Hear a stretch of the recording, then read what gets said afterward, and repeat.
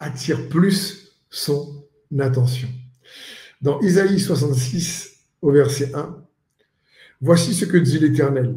Le ciel est mon trône et la terre mon marchepied.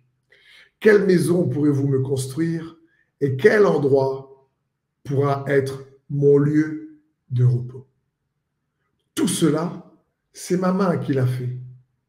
Et tout a alors reçu l'existence, déclare l'Éternel. Voici sur qui je porterai les regards, sur celui qui est humble et qui a l'esprit abattu, et sur celui qui fait preuve de respect vis-à-vis de ma parole. » Puissant passage ici avec 3 clés importantes pour attirer plus l'attention de Dieu. Parce que Dieu dit, le ciel, c'est mon trône. C'est grand, un grand trône. La terre, toute la terre, c'est mon marchepied. Il dit, quelle maison vous allez me construire, quoi. Il dit, c'est pas ça qui importe le plus, parce que c'est nous, sa maison. Et il dit, en plus, tout cela, c'est moi qui l'a fait. Tout cela est venu à l'existence par moi, déclare l'Éternel. Mais il dit ensuite, voici sur qui je porterai les regards. Et je veux t'encourager à attirer plus l'attention, donc les regards de Dieu sur toi. Et il donne 3 clés, 3 principes, 3 vérités. Premièrement, sur celui qui est humble. Waouh! Ça parle ici de celui qui sait chercher l'humilité. Parce que Dieu fait grâce aux humbles. Celui qui connaît en réalité qui il est. N'oubliez pas, l'humble, ce n'est pas celui qui pense vraiment moindre de soi, c'est celui qui pense moins à soi. L'humble, c'est celui qui n'est pas dans une rivalité, il n'est pas dans une comparaison en réalité. Il n'est pas toujours en train de se comparer à un tel, celui qui est meilleur que lui ou celui qui est moins bon que lui. Parce que quelqu'un de humble, c'est tout simplement qu'il doit dépendre de Dieu et il a choisi à qui il doit se comparer, à Jésus. Et quand il se compare à Jésus, il sait qu'il est vraiment là, pas à la hauteur. Comme l'apôtre Paul, qui était quelqu'un, selon les œuvres de la loi, qui accomplissait vraiment des choses au niveau de la chair incroyables, mais qu'il a rencontré Jésus sur le chemin de Damas. Alors là, il a vu que la lumière a été faite, il est tombé de son cheval, nous dit la parole dans Acte 9. Et le cheval représente la force humaine, tous les efforts humains. Il est tombé de son cheval. Il a compris qu'il ne pouvait que se prosterner devant la grandeur et la gloire de Christ Jésus. L'humble sait qu'il s'abandonne chaque jour de plus en plus à Dieu. Et ça, c'est important de chercher l'humilité. Ensuite, il dit, celui qui a l'esprit abattu. C'est quoi l'esprit abattu?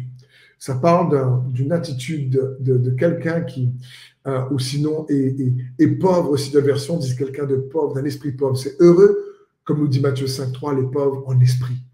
Car le royaume des cieux est à eux. Ça parle de quelqu'un qui, pareil, sait qu'il manque du nécessaire. Un pauvre est quelqu'un qui manque du nécessaire dans le naturel.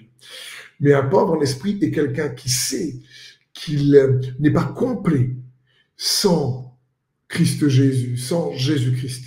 Il sait que sa complétude vient de Dieu. Il sait que quelqu'un de l'esprit abattu, c'est quelqu'un qui sait que il est rien sans Dieu. Et c'est pas qu'il est dans l'affliction par lui-même, c'est qu'il a cette attitude qui sait dépendre de Dieu. Ça parle aussi ici l'esprit abattu de quelqu'un qui cherche toujours à se repentir. Parce que c'est quelqu'un qui est non seulement humble, mais qui sait, plus tu connais Dieu, plus tu as une attitude de repentance. Puisque la repentance, c'est penser autrement, c'est croire autrement. C'est quelqu'un qui sait qu'à chaque fois qu'il croit connaître Dieu, il a encore plus à connaître. Il sait qu'il a toujours besoin de connaître quelle est la pensée de Dieu dans chaque situation, de chaque jour de sa vie. C'est quelqu'un qui a cette attitude-là. Et la troisième vérité clé que ici la parole de Dieu nous donne, celui qui fait preuve de respect vis-à-vis de ma parole. Là, c'est crucial. Voilà celui qui attire aussi l'attention de Dieu. Jésus dira dans Jean 15, celui qui m'aime, c'est celui qui garde ma parole. Pas celui juste qui prie, pas celui qui jeûne, pas celui uniquement qui vient à la célébration, le culte, etc. C'est celui qui garde ma parole. Garde ma parole ou respect vis-à-vis de ma parole, c'est celui, dans la version on dit celui qui tremble à ma parole. Ça parle de celui ou de celle qui vraiment chérit la parole de Dieu. C'est pas parce que la parole de Dieu a été mal utilisée, c'est pas parce que certains ont manipulé ou déçu avec la parole de Dieu ou séduit avec la parole de Dieu, comme le diable a voulu séduire même Jésus lui-même, la parole faite chair avec la parole, que la parole reste pas la parole vivante, empuissancée par le Saint-Esprit, elle apporte la vie.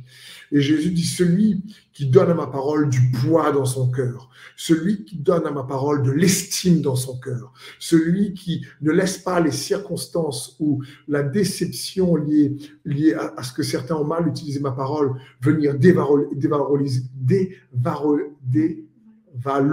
voilà, sa parole dans son cœur. Celui qui a un respect, celui qui honore ma parole, celui qui sait faire plier ses choix à ma parole, celui qui, par exemple, quelqu'un lui fait du mal, mais ma parole demande de pardonner. Alors, le poids de ma parole fait basculer son action vers le pardon alors qu'il a mal et qu'il n'a pas envie, mais il a un tel respect, un tel honneur pour ma parole qu'il la met en pratique rapidement. C'est ce que ce verset-là veut dire.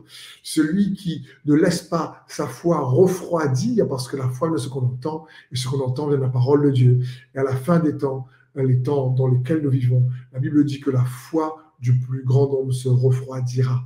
Mais celui qui respecte la parole de Dieu ne laisse pas sa foi refroidir, parce que la parole reste toujours dans une estime de prioritaire, de première classe dans son cœur, parce qu'il sait que le ciel et la terre passeront, mais ses paroles ne passeront pas. Il ne laisse pas ceux qui ont manipulé la parole et créé la déception venir enlever dans son cœur la nécessité, malgré tout, de connaître Christ Jésus au travers de sa parole, lorsqu'elle est éclairée par le Saint-Esprit, remplie de grâce et de vérité, parce que Jésus lui-même est la parole faite chair. Amen. Donc j'espère que ces 3 points vous aident, parce que mon cœur est de vous aider à attirer plus son attention dans le nom de Jésus. Amen.